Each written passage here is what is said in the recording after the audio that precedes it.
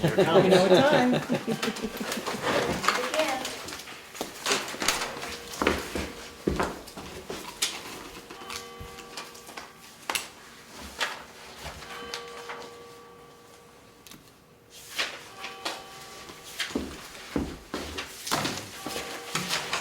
Be in a minute.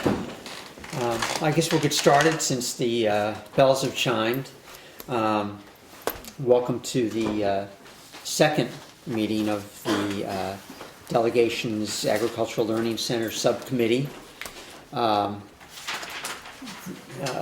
If you're interested later on, there is a sign-up sheet here. If you're interested in being on our advisory committee, if anyone needs one, there's copies of the agenda right here. If anyone needs them, we can pass them back.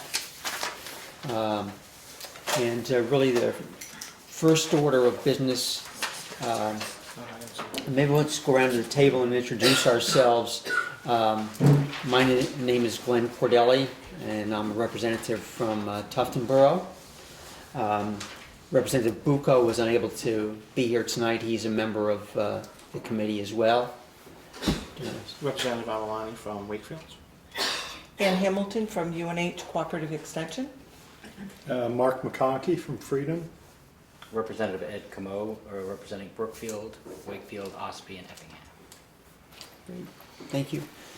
I guess the first order of business really is just to approve the minutes of April 23rd, our first meeting. Does anyone have any corrections or Good. Motion to accept. second? Favor? Anyone opposed? Great. Next, I wanted to thank Kara Sutherland, Executive Director, fairly new Executive Director of the Remick Museum and Farm. It's a fantastic opportunity for us to be here this evening, and it's a wonderful facility, and I'm sure you're going to enjoy your time here. I was wondering if you could just give us a little bit of a... Get some water first, sure.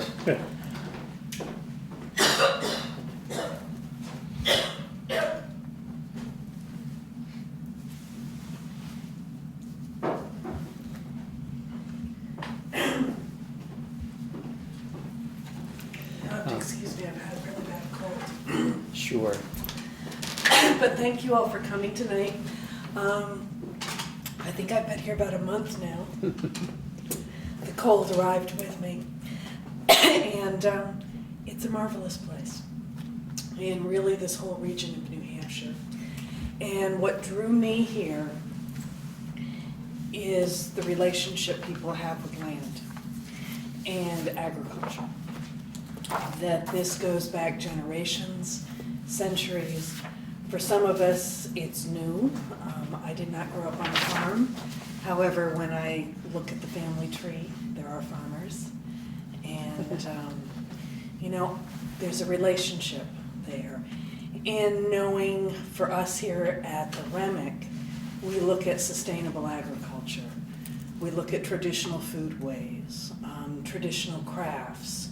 What constitutes a rural lifestyle? How do you embrace these things in the 21st century? And although we're looking at the past, we're also looking at the viability of these traditions in the present day and exposing people to them. Many of our visitors come here without a firsthand experience or relationship with the land, and watching kids outside meeting a goat for the first time, or seeing the calves and the lambs, or seeing where food comes from. That's something I think that's very important. Or learning how to cook. Today we had homeschoolers here making dandelion fritters. So these are very important, and keeping the oral traditions and just the tradition of the agricultural lifestyle alive is really important. So I'm really looking forward to learning more about this educational venture that you may be embracing too. So thank you. Thank you. I'm sorry, I missed those fritters. They were really good. They were very good. And you do programs like that continually also. I was Yes. looking at your calendar.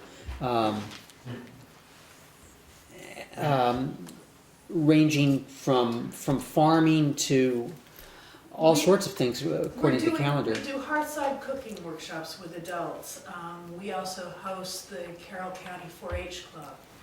And I think what's really important about that is it gives students an opportunity to work with animals and show animals, and they don't have to own them themselves. They're showing some of the animals here at the museum. So I think that is a phenomenal resource that we're doing. This month and into next month, there's probably 1 or 2 school groups a day visiting the museum, so that we're exposing hundreds of children to this place, actually thousands if you look at the entire calendar year.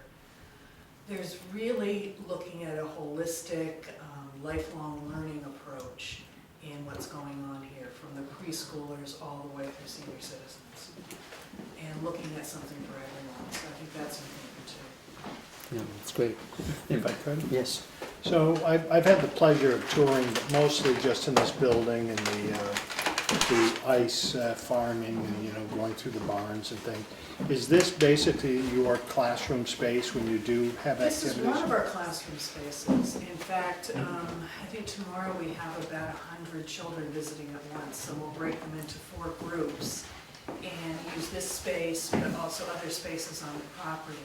And in fact, down near the horse barn, there is another white building. It's not the historic house, the Remick house, but next to it, which is an educational center with more classroom space. So we have multiple spaces and can handle large groups here. And is does part of this building stay open during the winter, heated, We are or? open year-round, Okay, January 1 through December 31st. I mean, it's a calendar year. Winter months, we're only open Monday through Fridays. We'll be starting our Saturday schedule, not next weekend, but the weekend after Memorial Day weekend, and then go to expanded hours later in June. and if I could? I'm Sure, sorry, definitely. Donna, No, just- no. It's okay. I've known a few directors and so forth. How is your organization funded? We have private foundation money, also earned income from farm products, earned income from the program stream, admission income, and museum membership. And then occasional grants, whether they're private foundation grants or state grants, like through the small humanities council or arts council grants. Everyone would always like more money, but are you a fairly stable We're a very organization? stable institution, and in fact, that's one of the reasons why I'm here, is I was really looking to work with an institution that is stable, because knowing that, it allows you to really grow and develop new programming. Thank you. Thank you so much for Thank you. making the room available too, right after we contacted. Thank you for No that. problem. Following up on the funding question, I assume you're organized as a nonprofit? Yes.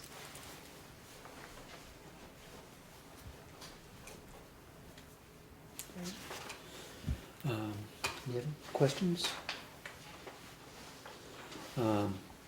I think that is a great overview, and I think I'll speak for everybody in that the one thing we want to make sure we don't do is step on your toes and compete for any population of students or whoever with competing programs. What we want to do certainly is cooperative and complementary to what you're doing. So leads right into the next agenda item. If you can take some of these and pass them around.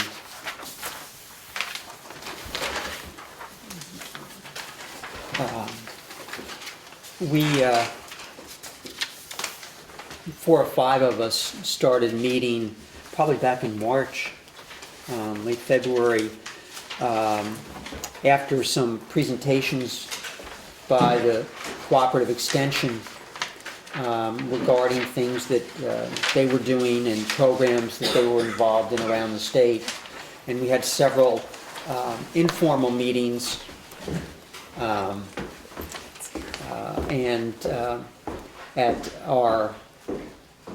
one of our March Delegation Committee meetings, we were approved as a formal subcommittee of the delegation.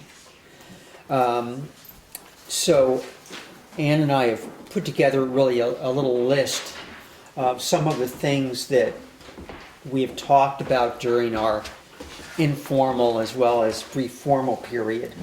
Some of the opportunities that we have talked about, and wanted to go through that list. And we have some people here who are interested in starting a culinary academy, and ask them for some input and discussion as well, and talk about maybe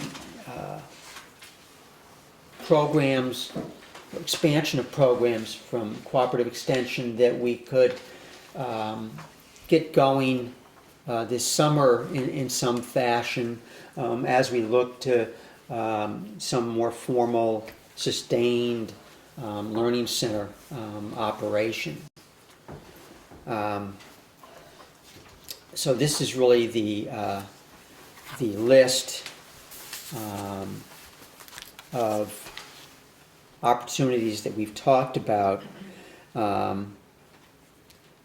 Everything from forest management to master gardener programs. Would you care to comment on any of these in particular, or what maybe, I do have some calendars, but what you're planning already for the summer months? Oh, on the county property? Yeah, or at Carroll County, maybe both. Well, that's a long list. Actually, tonight, that's where Wendy is at a program, and Olivia is with a pasture walk with one of our other field specialists from Rockingham County is there. But let me start. I did ask what's going on at the county property first, because instead of memorizing the list, but I will in the future bring that. They have a pollinator project going where they planted wildflowers, and they did 2 different trials. One was from seed and the other is from plugs, and 2 different sites in different areas. And actually, I found out the one from the plugs is doing pretty well, and the one from the seeds from last fall, it's grass. So at this point, they're still hopeful that something will come up. But there will be 2 programs this summer on the pollinator project with beekeepers and with small and beginner farmers. The other is a trial going on in the greenhouse, and actually there'll be 2 trials this summer. One is on green pepper varieties that are better suited for the North Country, and the other is looking at I believe it's the squash vine borer that affects squash family and the cucumbers and stuff, and so there'll be some research on there with pumpkins, looking at that piece. And that's all I have for that going on there, but Cooperative Extension has multiple programs this summer. There will be twilight meetings that farmers can attend and look at. They're all over the state, and I want to say too, Cooperative Extension is served by 4 field specialists in the Carroll County office for, I always get this mixed up because we have 7 staff members. We have some program associates, but we do have a regular set of programs. But what we also work with, we each have a specialty. So for example, the forage crops person from Rockingham County is up here tonight, because that's not Olivia's specialty. Hers is fruit and vegetable production. So he is coming up to work with her on some of those projects. We also have Pest ID that will come up and talk about and go to farms and help ID pests. And again, doing trials, and they do insect collections so that they know when certain insects and are affecting plants. So it's a better way to identify when to spray and when not to spray. And so it reduces the amount of pesticide in that. In 4-H, yes. 4-H, as they said, I knew about the club right here at the Remick Farm and Museum. And 4-H has plenty of activities going on around the county. And all culminates with the Sandwich and the Freiburg Fairs with that. So, and then Nutrition Connections, Joy is getting ready for summer, and we'll do a lot of projects with school-age children. She does things with gardening, she does home visits and the such. So that's just in a nutshell. To really know about cooperative extension would take me quite a while, because we have presentations each month, or for 3 months, on what cooperative extension does in just one program area, and they take about an hour or so to explain what goes on in that. Could I ask about 4-H, and that there's 4-H that meets here, and there are separate 4-H programs throughout the county? They're Separate individual, clubs. separate clubs, right? Yes, on a variety of topics. They have a canning group here in Tamworth. They have the club here, which is primarily dairy, right? And then they have chicken. People will do chickens. Some people are doing sewing. It's a variety. Quilting, the quilting and the sewing club too. They do 3 quilt camps this summer. In the blacksmithing. Yes, thank you. 'Cause They did that at the county farm. yes, they did, with Taffy Case from Madison teaching that. So things, and he enjoyed doing that, and he also has been part of the farm day with that, so. Yes. And do these programs cost? I mean, do people sign up and then pay for them? Some have a cost, some don't have a cost. Where we have to purchase materials, for example, ServSafe, which I teach, does have a $140 cost, because we have to get the books, the exams, travel. We cover the travel for the educator. We also cover any refreshments that might happen at the program. And so anything that has a cost like that we recoup our costs. Some programs have as little as a $5 suggested donation, but we don't, for example, for the pruning demonstration that took place on the raspberries, blueberries in Eaton, and this was a pruning demonstration for homeowners in Wolfboro. And those are a suggested $5 donation to help cover costs, but no one is denied based on inability to pay. Even with ServSafe, I could offer scholarship to people. Is there any restriction on how much you can charge, or how do you? Well, we really can't really make a profit. That's the key. But any money that you do make goes back into The program. Like all the food safety money goes back into all the food safety programming, not just ServSafe, but our 2-hour food safety program. Some of our farm food safety education will be out of that fund. Serving It Safe, which is primarily for schools, so the cost goes back. And also curriculum development, and it also goes into publications and purchasing any curriculum material.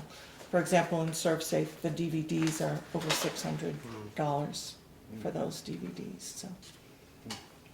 And you get donation. Pardon?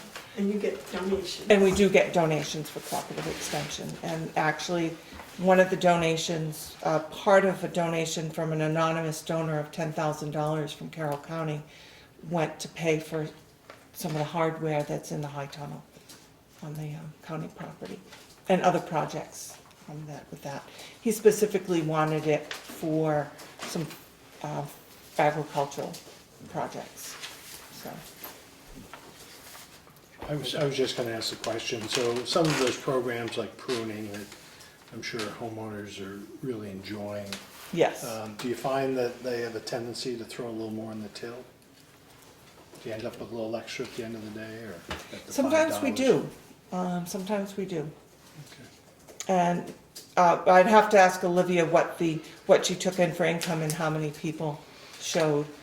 And of course, some people don't, can't afford to pay Right. with that, so. And there is no charge for our nutrition connections, which targets limited income families. It would go counterproductive to what the federal guidelines are for the program. The But they nutri- receive donations, like for the crock pot program, they receive donations of money and also crock pots and food. So, The Nutrition Connection programs, are they various places? How does that work? Different locations throughout the county? different locations, she does in-home, so she can go into people's homes and work with them. And that's if they feel, they assess the situation too. We're not gonna put our staff just into anybody's home without some type of guideline for doing that. But she also does grocery store tours. She has done programs with the Wakefield Food Pantry, Tamworth Life Ministries in Wolfboro, and she's looking at one in North Conway. And the Nurses Association or something. Yeah, that was part of the Tamworth, it was Nursing Association, the Farmers Market, and the Food Pantry, and she also did cooking with the school. And she goes into various schools in the county. And she does gardening too, summer gardening, like at OCC with Gala. Mhm. So I could come up, if you keep me here, I could come up with a whole list. One of the things on our list here is programs possibly with the Mountain View Culinary Academy, as well as local career and technical education programs in North Conway and Wolfboro. But since we have two of the leaders of the Culinary Academy with us tonight, maybe you could just give us a brief rundown on what you're planning for the Academy, and maybe we can see if there's any cooperative efforts we might be looking at down the road. What we're planning an 8-month, Monday through Friday, intensive culinary training. It'll be restaurant foundations and culinary arts. So it'll run for 8 months, every single day, and with a morning session and an afternoon session with a 2-hour break in between. So it's a very intensive course. And it's 2 levels, certified through the National Restaurant Association. So the students will be nationally certified at the end of their 8 months. They start off with basic skills, serve safe and knife skills and that kind of stuff, ordering and menu and balancing and all that. And then they move into a lot of the culinary art techniques. And then in the end, they open up a restaurant. And they also, before they even go out to the internship, they're running the front of the house after learning all about the back of the house. So once they get that down pat, then they go out to a 40-hour internship, and that completes the program. It's a 1,000-hour training program. And they'll establish their future workforce in New Hampshire and solidify a full-time position. That brings them in higher than just an entry-level position. They'll actually be, they won't initially be the executive chef, but they'll be able to be a chef assistant at that point, and they'll know all the different aspects of the restaurant and a lot of the different skills that the chef will be. Will you have your own staff to do the food safety portions? We'll be teaching the Serve Safe Okay. program. Yeah, it's part of That's good. It's part of the actual Curriculum. curriculum that Yeah. they use. Is it ProStart? Yes. Yes. Right, okay. One of the things that I got involved in this is because the last May, I had 10 restaurants call me up and tell me they wanted me to find skilled labor because they didn't have any. Well, there isn't a lot of skilled labor out there. Not the kind that if you have the second largest income for the state is travel and tourism and hospitality and the restaurants. So there's a big need for the skilled labor to get out there, and that's why we've taken the curriculum and we've made it into eight months and 5 days a week. So by the following summer, they can be placed in where they're needed, and then we'll redo it all over again. But it's hard to believe that we don't have skilled labor out there when you got 18 culinary programs and tech centers around the state. We have community programs too, the same thing. But there's a lot, you need to do a lot of mentoring with the young adults that we have. You can't just throw them in something without working with them. I have students of mine that are working across the United States in hotels and restaurants, and they work their way up, so they're the executive chef and done that. But it took me a long time to get all that to grow, and you can't just let it fly. It takes a lot of time. And that's what we're looking for, and we'll continue as long as we can. And that's a big piece of the program. Once they start with us, they don't just finish and go on their way. We follow them through and stick with them and keep track of them and visit them all the way through their different skills. Do you see any opportunities for sharing of resources or coordinating programs possibly with cooperative extension or maybe with things at the county complex? Because I know one of the other things we've talked about is possibility of gardening programs with the seniors and in the nursing home and things like that. Do you see anything maybe what they now I guess refer to as food to table and things like that? Do you have any ideas along those lines? I think the program fits in wonderfully with what you're doing because the grounds are so perfect there. And it makes sense. I mean, the students are learning all about pastry and desserts, and there are the blueberries right there. And, how do people take what's on the land and sustain life naturally in the kitchen and sharing with other people around them? It just makes sense, and you could do that with anything and everything, from what you grow with animals, and it just meshes together perfectly, I think, right across all the different skills, from the poultry. And right now we have a freezer full of vegetables. So if anybody wants some vegetables. So, it needs to, the students are cooking, they need someone to eat the food, they need someone to be able to share with and invite in and just open it all up. Is the restaurant going to be open to the public to come in No. and? Towards the end, yes, and they need to really get their skills down pat before they can write their business plan and open up the restaurant and You know, some students will take one direction, maybe in the dessert and pastry, and another student may go for the whole main course, and someone else may just want the back of the restaurant.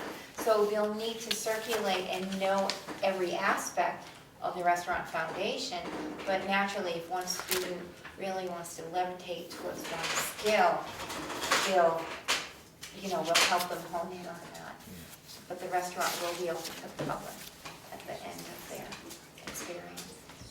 What about during their education, where you might need a stand-in, What do to you be mean, the stand-in? customer, to be part of the process? You're volunteering? Of course. We will be having banquets and meetings there, so people will be able to come to their meeting and be able to be served or, have food while you're conducting your meeting. It'll just be more of a private dinner kind of atmosphere, so you'll have your meeting with food instead of...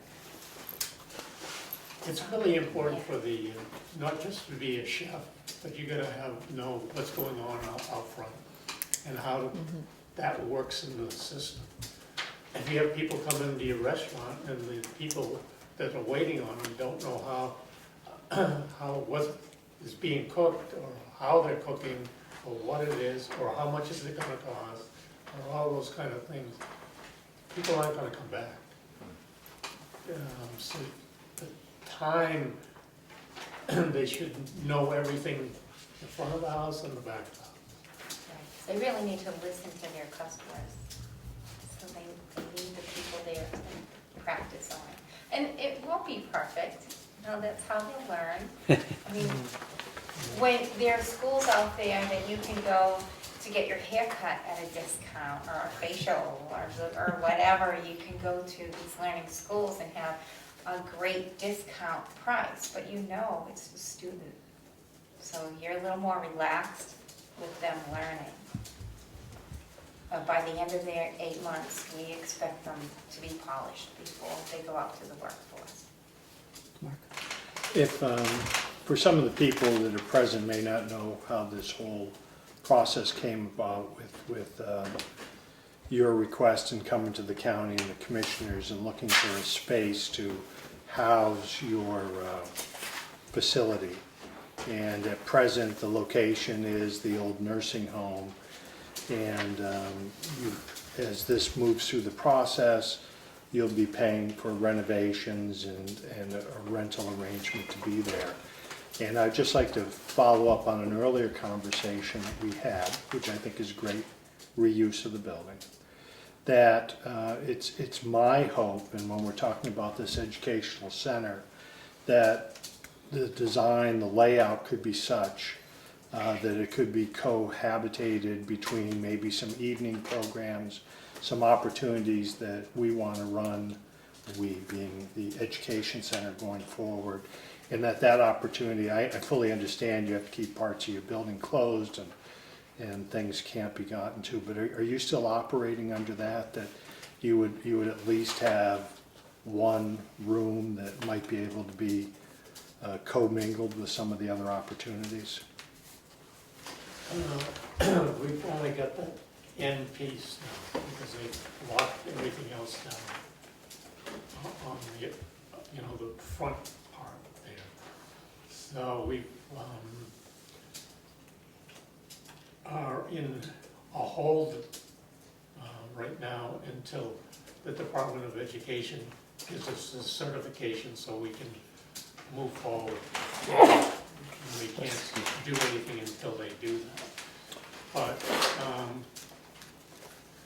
I think the facility will be rehabbed and everything brought up to par for the state to come in and do their evaluation, which has to happen. And we're lucky we have a lot of equipment that were there. I mean, we don't have to spend a lot of money on new equipment. If anything, we're going to be working with the students more, and then getting those skills down, because that's the important part of this whole thing for us. And we'll open, after we get off our feet, we can open the dining room for more things going on. Maybe you want to have your meeting there or something. We can have groups come in and do that. Because again, we want the students to be able to work in the front of the house and the back of the house. We have to be careful as far with the school that we're not trying to do two different businesses at the same time.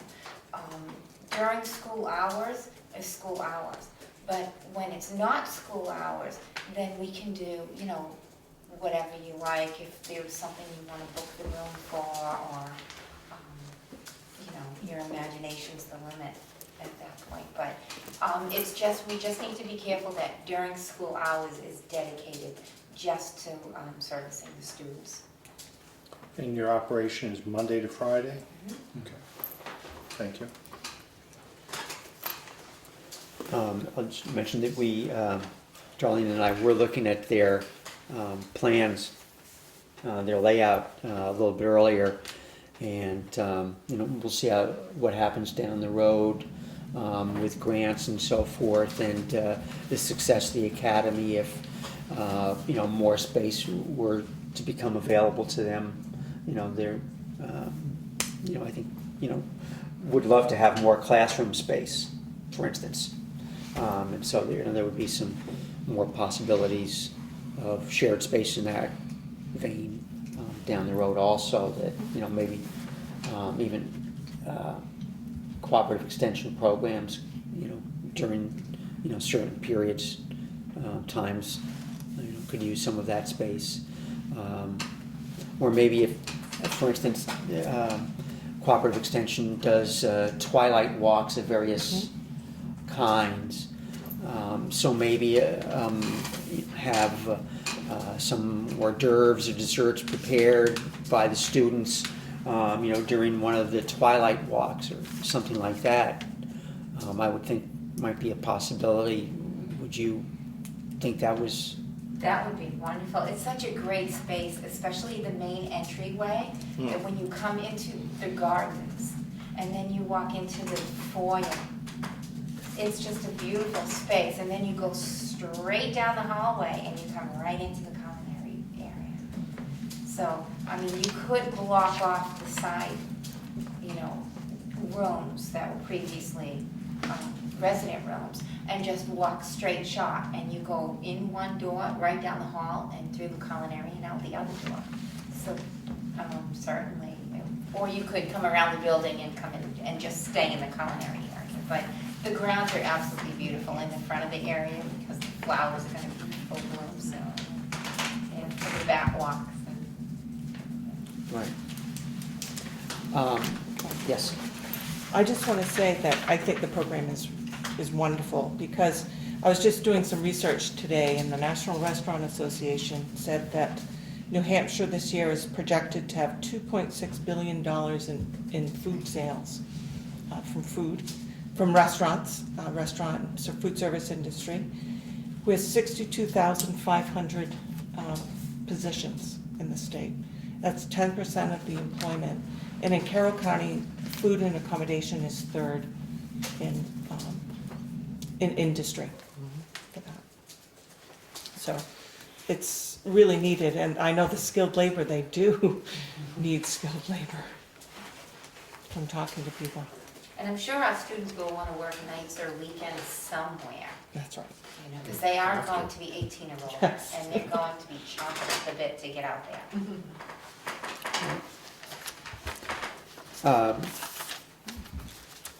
Do you think that there would be other programs that maybe are not offered right now at the county complex, but maybe elsewhere in the state, that could dovetail with the Culinary Academy once it gets up and running?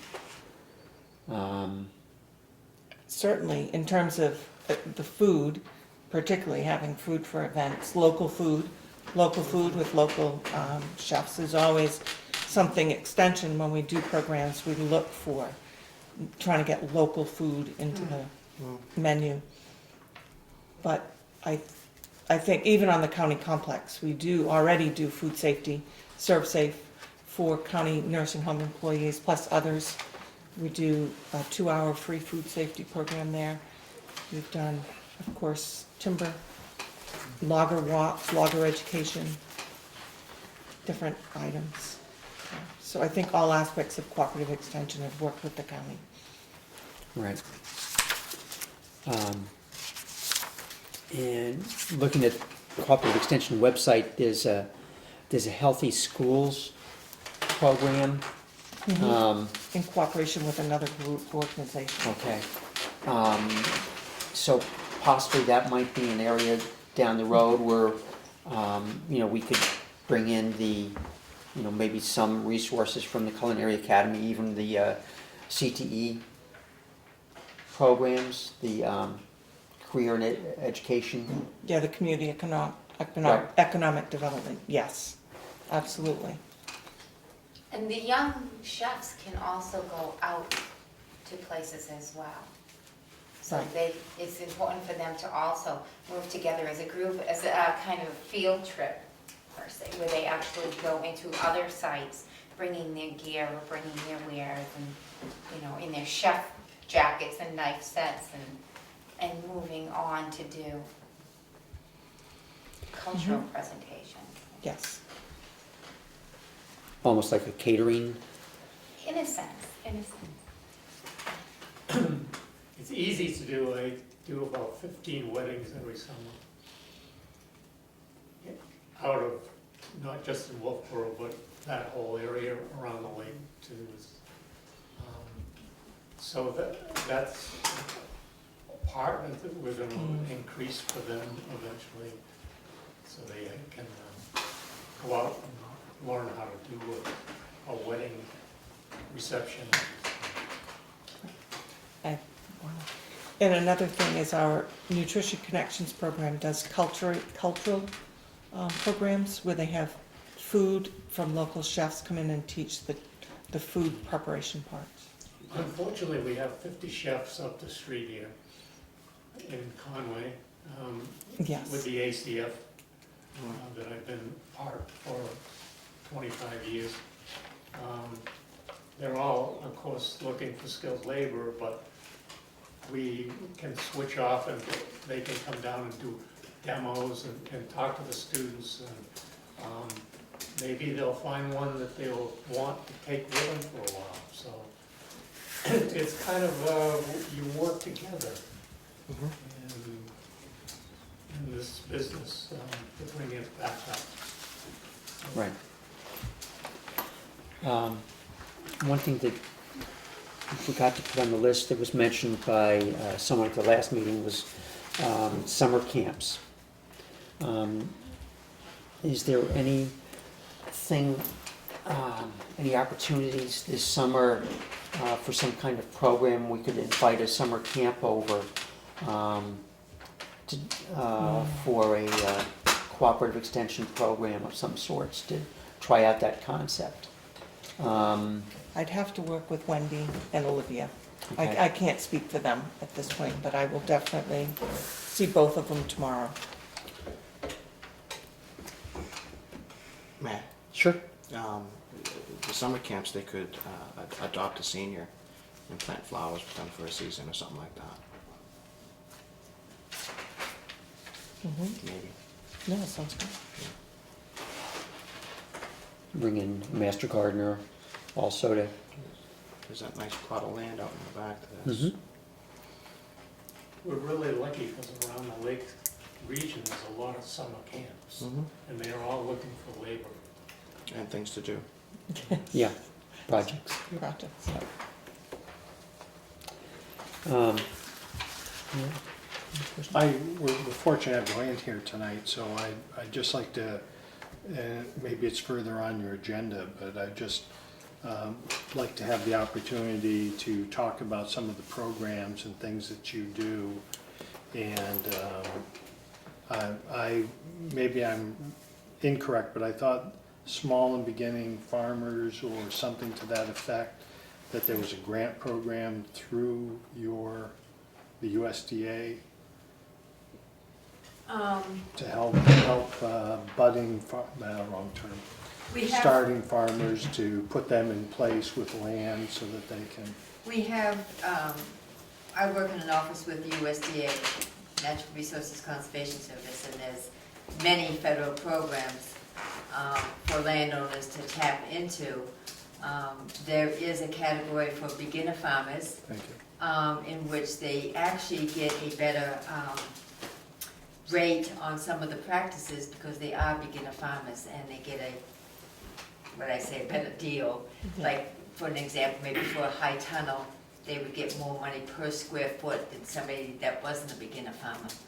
So there is some great opportunities financially for beginner farmers on these federal programs that they can tap into and really improve what they're trying to do on their property, to protect the natural resources, forestry work, crop work, grazing work, all kinds of opportunities for people to get some great projects done. So it's a continuous sign up. You can come to the office at any time. It's better really to make an appointment. The number is 447-277-71 extension 102. And but it's a continuous sign up. It is a process. There's a lot of paperwork because it's federal. Probably don't need to say any more about that. But, and it is also a ranking process.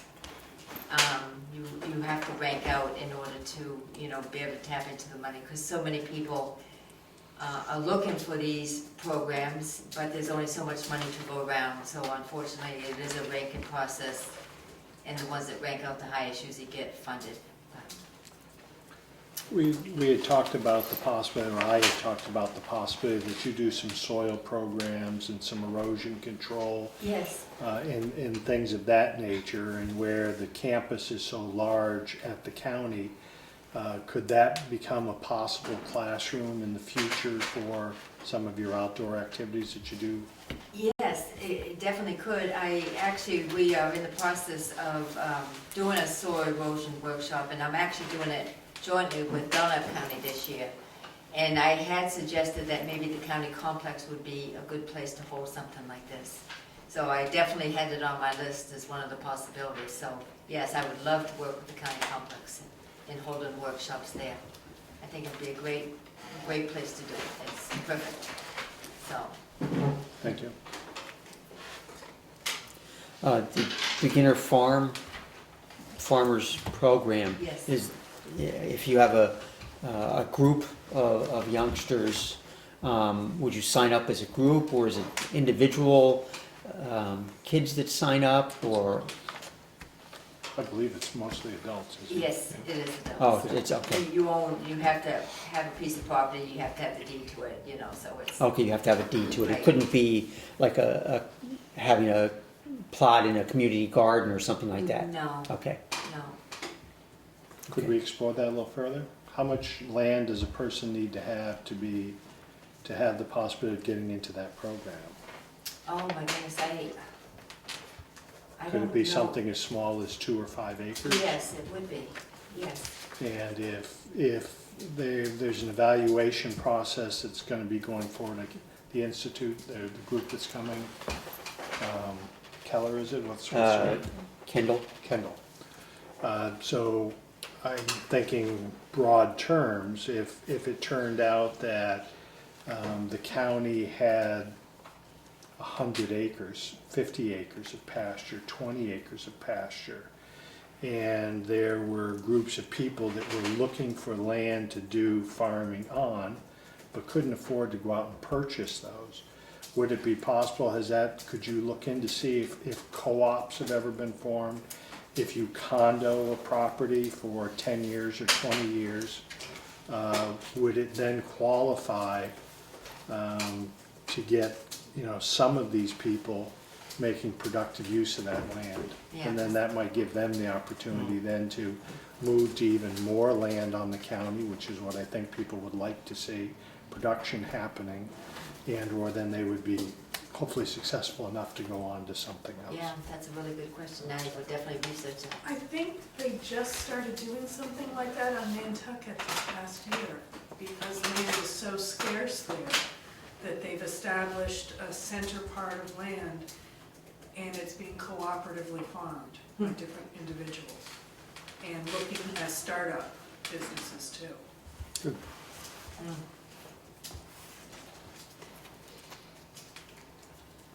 That would also give them the opportunity to sell their product as well if they're co-op Co-op. with the county land. Right. So we could be fostering the business community as well. Right. I know a lot of like spiderweb gardens, they lease out like X amount of square footage for people to come in and do their own plot and raise their own vegetables and do things with it, Yeah. yes. They'll stop us in that for quite a while. I think it's like The- 100 by 100, or, you know, just Right. small plots, but the people get to garden, they grow their own Right, and vegetables. I was talking to the owner of Spiderweb Gardens this weekend, as a matter of fact, and I think it's 60 by 60 plots, Okay, yeah. or maybe it's $60 they charge per plot, and they take care of it Yeah. and harvest it and do what they will, and it's self-sustaining in terms of the $60 per plot. Covers the costs of all the tilling and fertilizing, which is done Yeah. for them. Yeah, it's really a great opportunity for people that don't have that little piece of land that they really want to farm on and raise some vegetables and, Right, and do things, Right. so it's great. right. And Spiderweb is interested in additional opportunities at the county complex, and I didn't get a chance to mention it today to the commissioners, but I'll drop them a note that they would be interested in talking about leasing the blueberry field.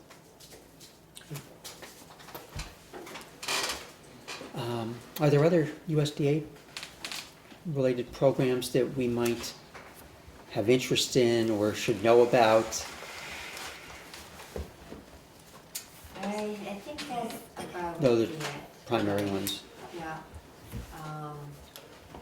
But there's, like I say, there's some great opportunities. A lot of people don't even realize that those options are out there for them to tap into. And the district is the conduit for the USDA to get the word out there, and we do the best that we can. But even still, you run across people who say, "Oh my goodness, I didn't know this existed." So. Right. But that's probably about it. You know, you have to own your piece of property, and some of the programs you have had to have earned $1,000 of income off from that land in order to apply for some of these programs. But that's a pretty easy thing to do if you've been doing any farming at all. So. Just occurred to me, talking about making things known, I think Representative Comeau had set up a Facebook page for the Learning Center. And perhaps some of the programs could be noted there, especially the ones that are going to be held at the county complex.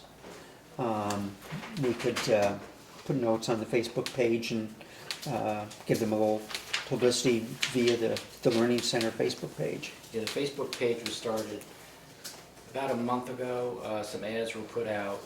It's the Carroll County Agricultural Learning Center, and it has about 350 interested local people that have liked the page. It's a positive location to put these types of programs and ideas on. And it's an open concept. People can comment anytime they want. You can post anything you want. Yeah. But it was very good to gauge the interest in having a type of learning center that we're talking about. Yeah, I must say we haven't come across anybody that has any negative feedback so far. Now, most of it's been a response, I don't want to say misinformation, but just a response from maybe effectively not communicating what the learning center was going to be. Since it was conceptual, it was difficult to just simply explain everything, because Right. it's an idea. When you start a brainstorm idea, because you'll notice when we move into non-public and the public starts to communicate their ideas, more ideas are going to come out of this meeting. It's that type of an idea. Right. But the Facebook is not part of the delegation No. subcommittee. It is not, that's my own. Right. Years ago, Extension and the district used to jointly do what was called a field day.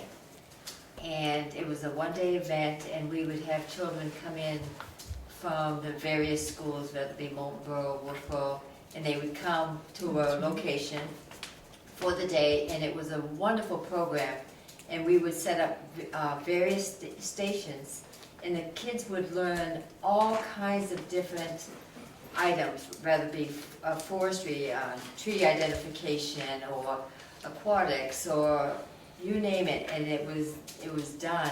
And it was a wonderful opportunity for these kids to learn things outdoors.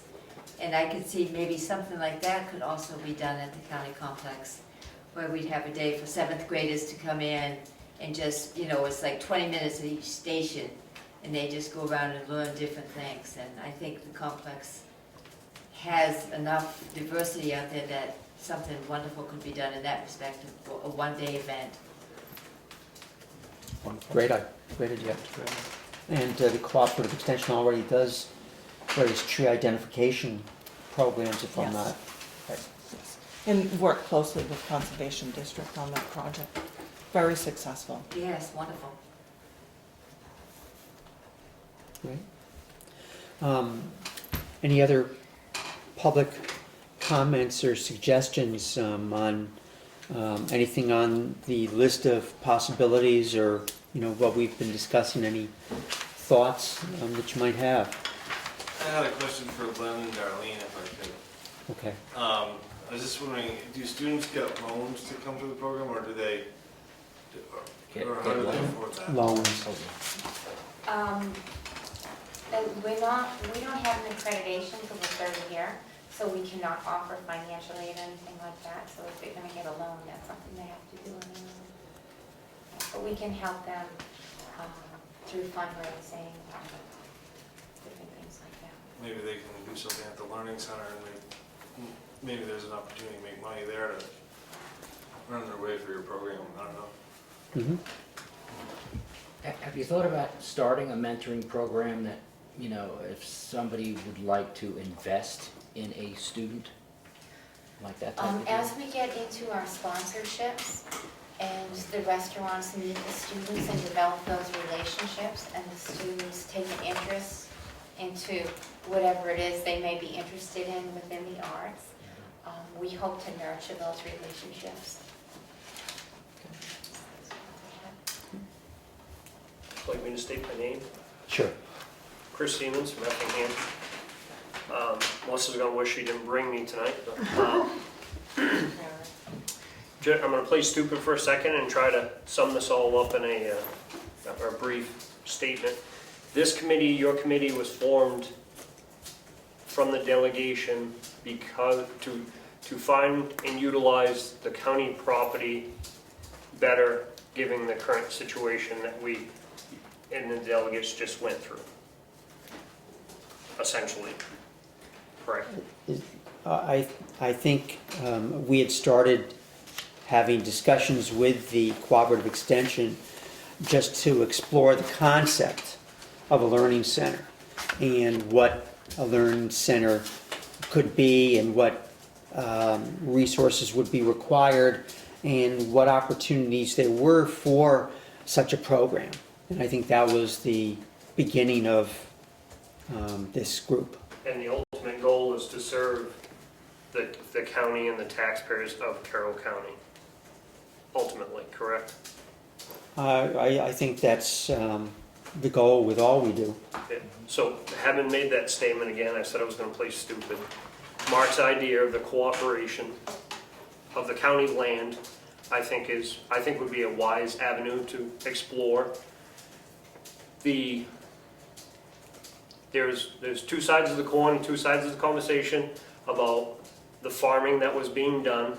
Some people say they didn't hear any gripes from outside, and some people say they did. I am one that I talk to farmers, I talk to local business people myself, and I did hear some gripes. People didn't like the fact that their county dollars were being spent at the county to raise things that they were in turn selling and competing against their own businesses. I did hear those things go on. That wouldn't be the case. You would be paying to grow something there and then competing against each other. So it's not county money going towards that. So I think I think that's an excellent avenue. As far as the Culinary Academy, I think that's a wonderful thing. I hope they get their accreditations. I don't see any reason why they will not. I would like to ask just a quick question. Do you get a degree, or in 3 years when you do get your accreditations, will it be a degreed course where you essentially get an associate degree potentially, or? They're gonna get a certification from the National Restaurant Association. They have to take a final exam, and if they pass that, they'll get their certification to take with them to the restaurants and everything. And if they don't pass it, they can take it again, so they can, try and until they succeed.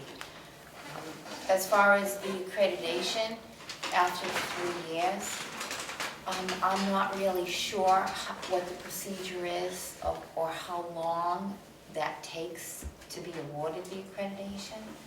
Until then, we just keep renewing our license every year. So if everything works out with the license and they do award us accreditation, I'm not sure what steps we take after that to be considered a college, an accredited college. I think it's just accredited program, which will open up more funding for us. And then as the funding comes in, the tuition naturally goes down and the more scholarships we're able to offer. And I think you couldn't have I can't speak for this young lady, but I can speak for Mr. Martin. I've known him for a long time. Did I use the wrong name? Did I say Mr.? Who is this? He's an excellent educator. My brother-in-law is an executive chef at a very prestigious restaurant in Pennsylvania, and is on television once in a while teaching classes. So I, as a taxpayer, am glad to see he's on board with the county. That would make my wife cry. Couple other things which you guys have probably already thought about. It wouldn't suit probably Kennett's FFA program very well just because of the distance. Kingswood's, on the other hand, is very close, Governor Wentworth. If you guys haven't explored the possibilities there, given the fact that the school grounds they don't have the school grounds, and it's tax dollars. It doesn't matter if it's going to the school, if it's going to the county, it's still tax dollars. If we can combine that land use, get the students over there, just because the county does have more land and possibilities. You already have the wood processing going on, the blueberries, agricultural. It's right up their alley. That was one of the big things. I'll just mention that I have talked to the principal at Kingswood CTE program, and just generally about what we were looking to explore in terms of the concept. Just two other things. As far as the Culinary Academy goes, you were talking about other programs and things. Again, as taxpayers in this county and opportunities, a thing that's growing in this area, you obviously have the paint classes that are becoming quite popular. Anybody that's on Facebook sees different relatives and friends going to paint classes. Well, another thing is date night and going to cooking classes. Chronicles actually just had something on very recently. They do things at Bernhoff Inn. Maybe that is another opportunity for that facility, an educational thing for people like my wife and myself to go to. And I believe it's a UNH or Cooperative Extension is T-Square. T-Square is a educational program for people in the public works field. I work for the highway department for the town of Ossipee. If you want to become further your opportunities to become a public works director, you have to have your road scholars. And we have to attend classes. There's culvert maintainer all the way to road grading and different things like that. And they are sometimes they're sponsored at our freight house, sometimes they're at Molten Girls Fire Station. In every single one of those opportunities, they bring or those classes, they bring food in from outside. If that could be housed there and you have the public land, just another avenue that you might want to explore. And again, I believe that's through UNH and, It is UNH. okay, It's a good program. I think that's it for now. Thank you very much. Anything for goat raising, anything in there? Anything to do with goats, I like Nubian bulls, so. Release the valve. My name is Amanda Beaver, and I will desperately try not to get too passionate about this.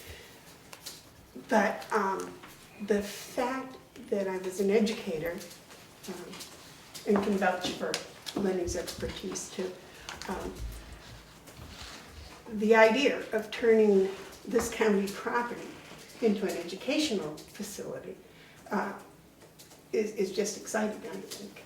You have the old nursing home, which still has rooms that could be used as classrooms for everything from culvert maintenance right through. Plus you have the property that is very diverse. Every school in the county, their science classes at all ages go on field trips. I think they could be arranged to go to the county farm, the county complex, for a lot of those outdoor field trips. The fact that there are 4-H groups that have been interested in raising gardens. They had one here one year. If they could go to the county complex and have a small 4-H area for the 4-H kids. I think also during summer, there are facilities that could be with some work so that kids could raise, I know they're raising sheep here or cows here, but they can also, you know, have a place to raise pigs or sheep or goats or, you know, smaller animals. I think that's exciting. The programs at the Voc Center, all of them actually have field trip type activities that could be used there at the county complex. These are facilities that whenever the school goes someplace, they pay. So, I mean, it would, yes, it's Chris said, it's taxpayers' dollars that are paid into one town that would be paying to the county. But it would certainly help to pay the expenses of these facilities. I think there are adults, everything from beekeeping classes, and people, if they, you know, it's been my experience that when you're new with bees, having a group of hives together, even though you may have one hive and somebody else has another, and you can go and check your hives together and compare and learn that hands-on experience, that could occur there at the complex. I just see that the learning, the actual education for the members of Carroll County, and it is everybody's property. So, I mean, it's not that one person owns 1 square inch, but I think that every taxpayer and every resident of Carroll County should be exposed to things there, and they can learn whatever it is they want to learn.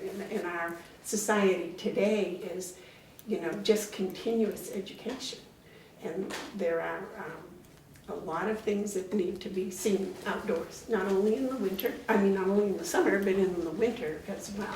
So I think if this is pursued and thought of as a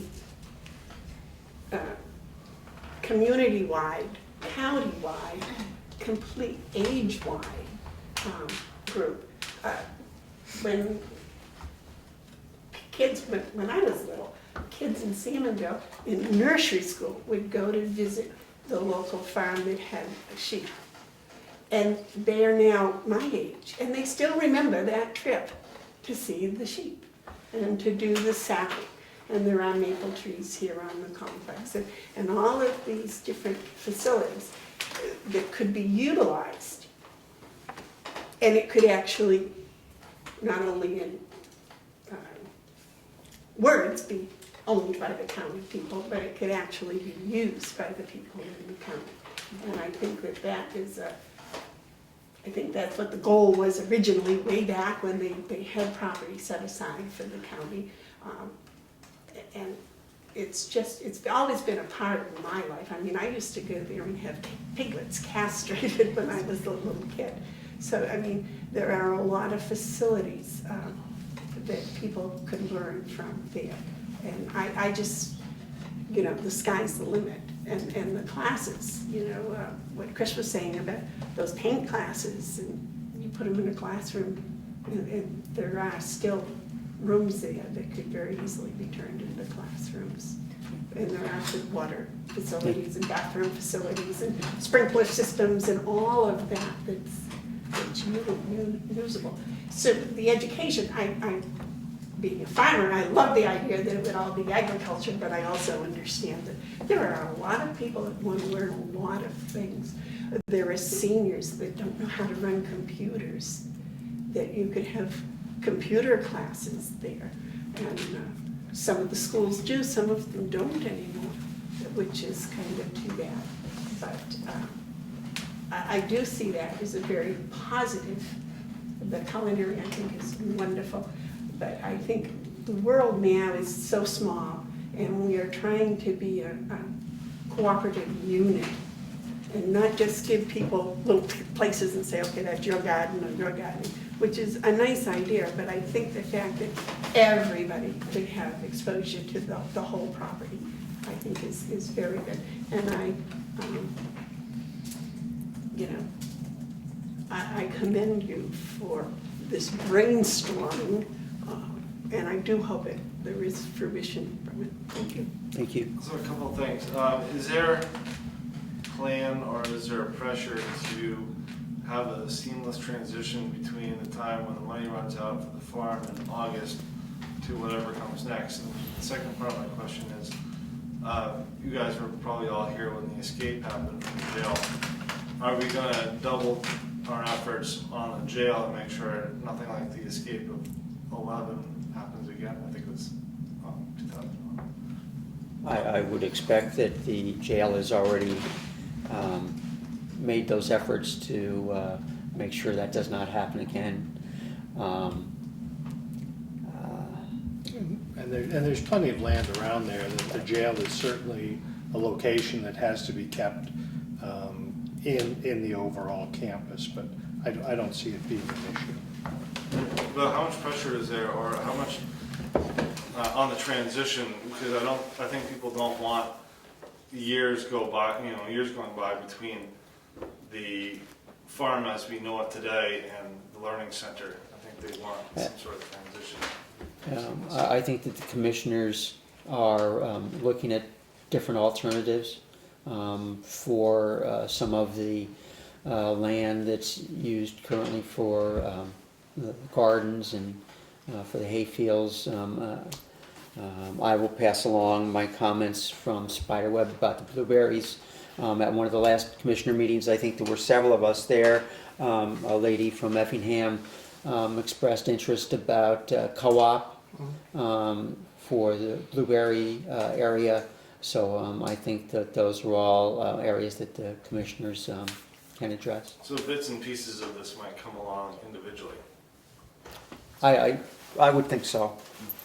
I don't see that there's pressure. I think this subcommittee is looking at engaging as many people as we can and educators and hearing what people have in mind to use their property for. And I mean, we heard several things tonight, so we're not under the gun to produce anything here. I think it's more when several of these pieces are going to take time to evolve, and we just want to make sure that it happens and the opportunity is right. So I don't see us as being on a quick time frame to come up with a solution.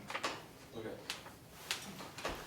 When we educate children, we set up learning stations and have sort of a free flow area where they'll learn one thing in one area and move to the next and learn something else, and somehow all the different stations are connected under one concept. Well, thinking about what Ms. Bevar said in the different rooms, they're not very large rooms, but they're large enough for a small group of adults to go in and learn all about fabric on one thing, and another thing could be metalwork, or another thing could be reading and learning about the blueberries. Yes, you go outside and it's hands-on certain seasons of the year, but other seasons of the year it's just too cold to go outside. So you can kind of free flow down one hallway, and at the end of the hallway is a beautiful, well-lit up meeting atrium. And there are so many rooms on each side of that hallway that you could just move along right through and then end up with some delicious food at the end of your visit. And at the end of your visit, you would have spent 2 hours easy just on one hallway. So, I mean, you could just take all the concepts that you do on the land and dedicate a small indoor space for that one concept. We'll try and make sure that we have meetings continue to when the academy is up and running so you can supply us with food. That would be a pleasure. I just also want to mention that I involved with the start of Main Street in Ossipee, and one of the themes that successful communities, one of the themes that makes them successful is that a Main Street has a theme. Whether it be shops or whether it be eateries, or there's a reason to come there. And I don't want to lose sight of, we have all these educational opportunities that are already happening in our area. We have the Remick Museum that's doing a wonderful piece, and we have programs are being offered in Conway, and we have the tech centers and so forth. We don't want to dominate that all of these things must happen at the detriment, having it at the county at the detriment of this good organization and the others. But as having a theme, I would hope that we're going to come down to that Carroll County has the opportunity for so many. And it would be my hope that all of these places would help share where the opportunity is. And some of that campus, not necessarily with the culinary, but that campus can shift around. Because there are things that are definitely being Yeah, done there's here things that that we there's. should do collaboratively on this site, you know, we have a commercial kitchen downstairs. And then we have the hearth here, 2 different styles of cooking to be demonstrated. There's just an awful lot that can be done collaboratively, and then you bring everybody's resources. It's stone soup approach. Yeah. And I think that's where we started. We wanted to work cooperatively. Have you heard anything tonight that you are concerned about in terms of possible competition with some of the things you're doing here? Not really, because I'm very competitive. And I've been in the museum business a long time, so I only see this place going up and up and up. But I do hear a lot of collaborative potential for different kinds of programs. I know something that I did in my previous job that I'm very interested in continuing our farm-to-table dinners, which use local produce, local chefs, have educational opportunities built in, are mini fundraising events. The largest one I did for that was 300 people, so, and I mean, this property is perfect because you just put the long table up throughout the property and everyone sits together and shares a meal. Community table. So there's just some amazing stuff that I think is going to happen. I mentioned the idea, to build on your idea of using this county farm as an incubator. Not only, you know, to teach the basic skills of farming if somebody wants to go into agricultural work. I'm seeing that happening in northern New York where I grew up. People are coming back to these 19th century farms that have laid fallow since the 40s and 50s and are bringing them back to life. And they're bringing them back to life not as boutique farms, but as small, focused agricultural entities. You know, a creamery. Somebody just focused on butchering and creating sausage and different smoked meats. And this is in Essex County, New York, where you've now got 6, 7 different farms, primarily run by people in their 20s and 30s, coming out of school with new ag degrees and priced out of Vermont and some of the big states, but are finding property in the smaller rural areas where they can make a difference. And seeing things like the Grange being brought back to life, which had sat empty for 40 years, and they've reopened the Grange. So there's a movement out there, and it's really exciting because it's about food and health and community. And how do you take those three elements together? I mean, I see that we're doing a lot of that with our programming, but this is part of that movement too. And people want a relationship with the land. They want to know where their food comes from. They want to know who their neighbors are. So something that no one's really mentioned that you have the opportunity, I think, with this is the socialization aspect, that it allows people to come together and do things collaboratively and meet people that otherwise they might not have had a chance to meet before, which I think is great. So I'm excited to be here, so thank you. Anyone have anything else? Yes, Representative. I have a number of questions. We've had a number of meetings to brainstorm and chat, and we're familiar with the existing programs right now that we have. And at the last meeting, you discussed your objectives. As far as I understand, none were decided on, and the subcommittee still has not identified its mission. Do you intend to identify a mission and then set objectives? And do you intend to do an examination of what the existing resources are, identify what the needs are in the community, and then go about seeing what the resources are? And follow up to that, if I can just get them all out at once here, is, we're talking about great ideas. We all have great ideas, but is the delegation going to commit the resources and funding to follow through on those ideas? Maybe we can start there.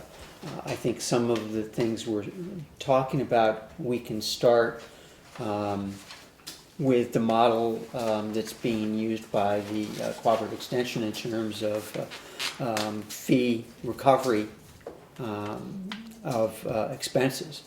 And I would think that there are opportunities which we can expand some of the programs that are being offered now through Cooperative Extension and bring some of them into the county complex and grow it incrementally in that fashion. So I'm to understand that you're saying that instead of the county operating a farm, that you want to give additional funds to the Cooperative Extension to take over some of those functions? No, that's not what I was saying. I don't, at this point, I think the commissioners, I would hope, will deal with the farm and what happens to the hay fields, the blueberry field, and the garden, for instance. I think that they've already discussed in some of the meetings I've listened to ideas in that regard. So I think that is progressing, as far as I know. So is it this subcommittee's intention to provide additional support to the Cooperative Extension and expand their programs? No. Okay. No. I think, Representative, I think it's very early in the process to pigeonhole where we're heading with this and put a spike in the ground and saying this is what we're going to do. I think the meetings we're having and the conversation we're having is opening up new directions in where we may go. As far as committing monies from the delegation to do, I haven't seen we've gotten there. I think after we get to a certain point of listening sessions, I think moving into visioning and a mission statement and so forth, after we've listened to people, is probably a direction that most likely would go, but I don't think we're there yet. Can I just ask a question related to what she was saying?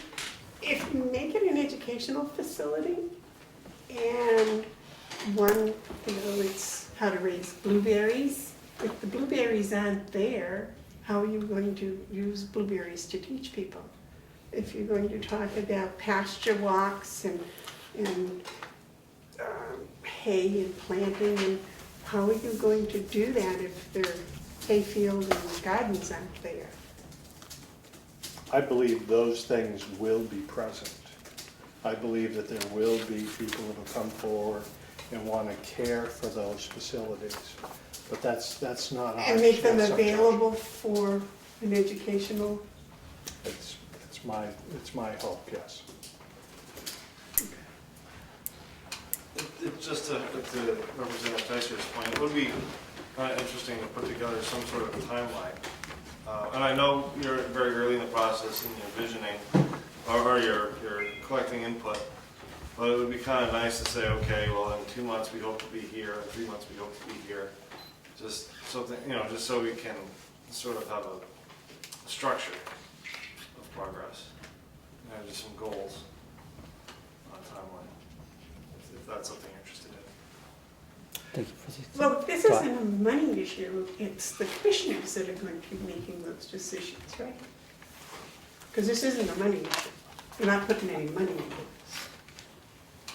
Right now, we're just exploring the concept and seeing where the concept might lead us in terms of the Learning Center and what programs and opportunities are out there. Right. And which is one You're not reason, thinking about putting any money into paying for this. at this point, I think anything along those lines are down the road. We're not going there at this point. I think just looking at the opportunities, what they are, is where we're headed, and I think that there are good opportunities that were even So mentioned here tonight. sustainability isn't one of your goals?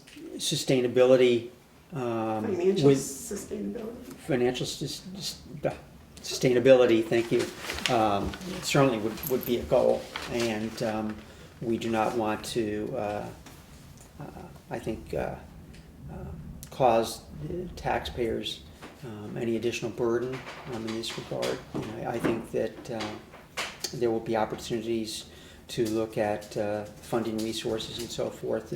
We've heard ideas about grants and so forth tonight, and people who are interested in co-ops and leases and so forth. So I think there are a lot of opportunities out there.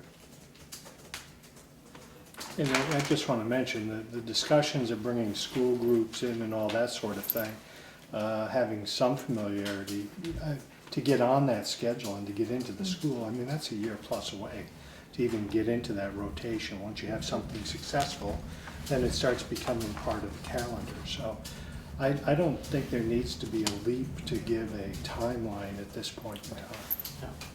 Nor do I feel the pressure to do that. Right. I agree with Representative talking. There's no rush.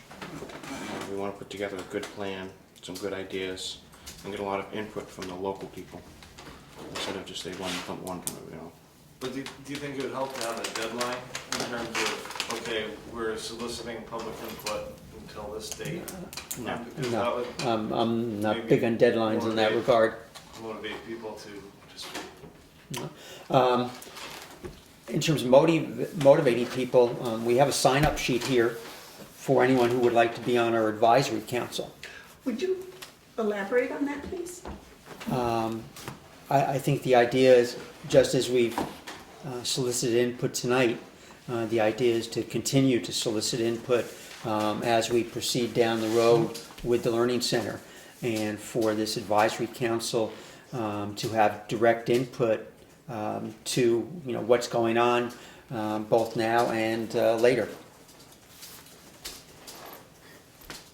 Thank you, Mr. Chair. At your last meeting, because I'm not involved, it had not yet been established what the role of the advisory council will be, or what the requirements for membership, or what the makeup would be. Has any action been taken on that yet, or do you have plans to? Right now, we've, besides one representative, we've only had one other person sign up. So I'm not going to establish any criteria for membership at this point. Well, may I suggest suggest that many organizations, when they're looking to build an advisory council, they will do an assessment of what kinds of expertise they think would be useful to them, and then they say, okay, we're going to have one member, as you know very well from commissions and committees, that one member who represents this interest or has this expertise and one from this. So does this subcommittee intend to do that? I would hope we would get to the point where we have a flood of people interested and we can see what expertise people have and, no? You're misinterpreting my question. Okay. Let me try one more time. Thank you. Instead of finding out, instead of You want us to seeing put an who ad in the shows paper or up. something? No, and what I'm suggesting that many reasonable business people do and people in organizations, managing organizations do, is they look at their organization, they look at what kind of expertise is needed, and then they go out and find the people who have that expertise. Instead of just saying, well, whoever walks in the door, that's what we'll go with. Thank you. I believe your idea is sound, and I think it will head in that direction. There's no other way to do it. That's how you form something like this. And when you begin something new like this, it takes a lot of energy, just like when you start a business. It takes a lot of energy to get it in motion. And it is just, we are at that moment. We are still in the brainstorm part of it. I don't even know if we should even start the mission statement yet until we have a very large movement that believes in the idea and that can move it forward. There's no other way of doing it. So I believe your idea is a sound one. May I just focus on that, what you just said there? Until we have a large group of people who believe in the idea, can you articulate for me what the idea is?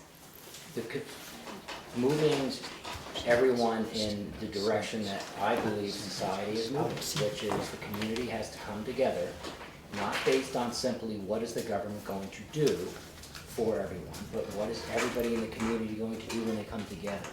Because we cannot keep providing by using tax money and have programs all the time. So people know this. I've gotten no negative feedback of how this will be funded. Because people will be interested in something and they will open up their own pockets. They will do that. So but you have to begin.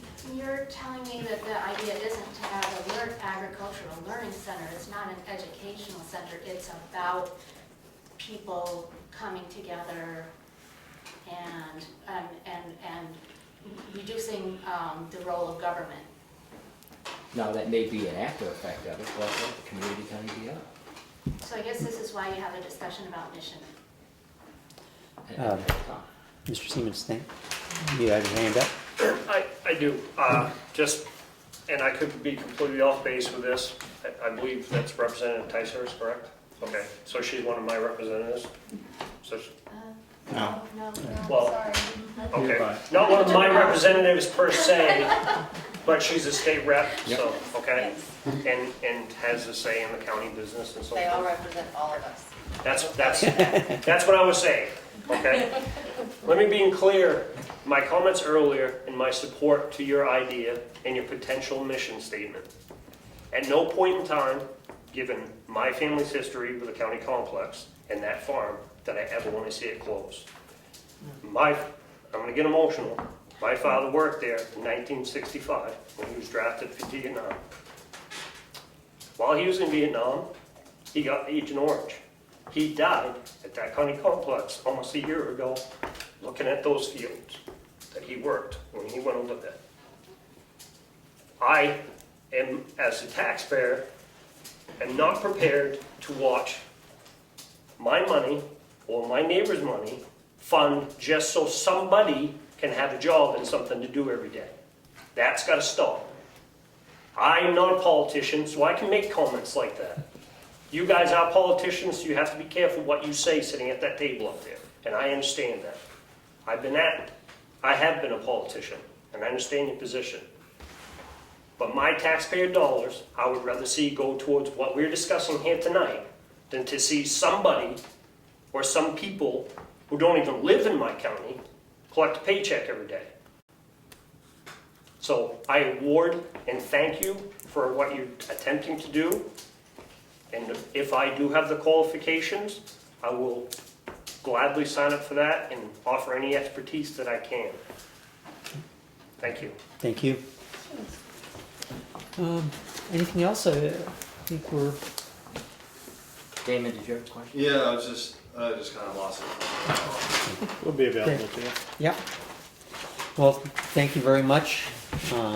Thank you very much to Kara and the Remick facility. It's a wonderful place, and Oh, I'm sorry, I do remember it. sorry, it's over. Go ahead. So I'm a little confused. So if you have this committee, the new committee, would they join you at that table, or would you be a separate, or would there be a completely different committee with all you guys plus whomever joins you? Like, are you guys a committee, and then will there be another committee on top of that? Or are you looking for people to join you at that table? Is this committee going to eventually take your position, take your place and run this, whatever it's going to be? Or is it always going to be under the finger of the delegation? I would certainly. Finger, I didn't say thumb, I said finger. Right. This is, I'm sorry. Go I ahead. was gonna say, this is just an exploratory committee. This is not the advisory committee, even, we don't even know if that'll be called an advisory committee, but it'll be some type of entity. This isn't gonna become, it's not gonna be a transfer, Right. as far as I know. You're not the advisory committee. I don't view this, my service on this committee as a long-term proposition. Okay, I see. So another committee will be formed based on what you guys do, and then that committee will be the advisory It committee. could be, stay tuned. We don't know where we are at this point. We're trying as individuals that we're asked to become a delegation committee so that we could have open meetings and be public and all of that. We're still forming where we are. Just give us some time. The conversations are wonderful that we're having. They've been really productive the last couple of They meetings. have been, with few exceptions. Yeah, great. If I might, what Representative Tysers was saying, and I understand exactly, but I'm a mathematician, I want everything. But my question is, eventually, do you see this committee overseeing what's going on at the complex as far as the educational part of it goes? Or is it going to stay part of the delegation? I would see this advisory committee definitely having an ongoing role in terms of what's going on with the Learning Center and the programs and sustainability. In cooperation with the delegation committee? Or without? We don't know at this point. We've had 2 meetings. We're conducting all of our business out in the open. And I think after we have a certain amount of listening sessions, then there'll be another public meeting where we'll start talking about goals and all that sort of thing.